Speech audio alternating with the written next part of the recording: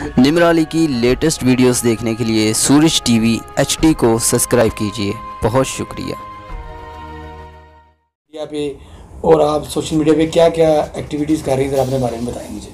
Social media पे मुझे आने का शौक़ था, शुरू से ही था, जब से मैं पैदा हुई हूँ तब से ही था। लेकिन मैं एक पार्क में गई, वहाँ पर सिटी 42 की टीम आई हुई थी रिकॉर्ड करने एक शो हम और आप जिसका नाम है। तब मुझे शौक़ था, मैंने उनके हाथ में देखा माइक और सिटी 42 का लोगो था।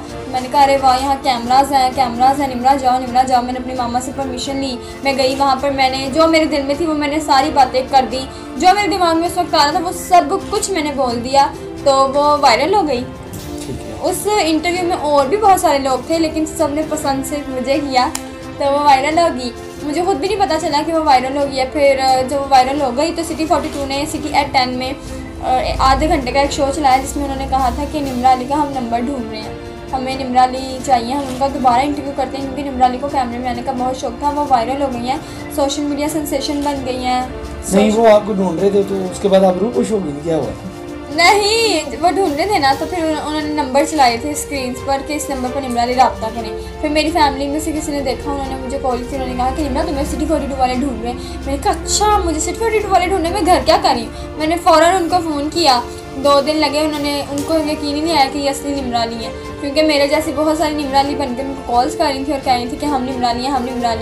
तो मैंने उनको कॉल की, मैंने कहा मैं असली वाली निमराली। फिर उन्होंने मुझे वीडियो कॉल पर हमने बात की। फिर से अगले दिन मैंने वो इंटरव्यू दिया जो कि निमराली पे बेस था। फिर मैं वायरल होगी, फिर मैंने एक और इंटरव्यू दिया। उसी एक दिन में मैंने कई इंटरव्यूज़ दे दिए जो लोगों ने पसंद किए। फिर उसके बाद अभी तक इंटरव्यूज़ चल रहे हैं। तो आपको कैसा लग रहा है कि क्या महसूस कर रही हैं?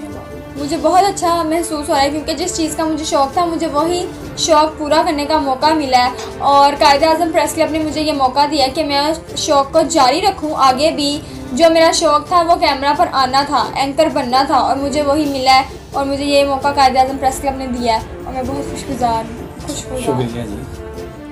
मैं कायदे-आज़म लाहौर प्रेस क्लब में मौजूद हूँ और ये अपना पुलिस मैगज़ीन जो है मैं इरफान शौकत साहब को एज ए प्रेजेंट कर रहा हूँ और मुझे बड़ी खुशी हो रही है। और साथ में अपने भाई बड़े सर तारिक ज़िया साहब का भी बड़ा शुक्रगुज़ार हूँ को जो मुझे खुल के काम करने देते हैं और पूरी सपोर्ट करते हैं तारिक ज़िया साहब।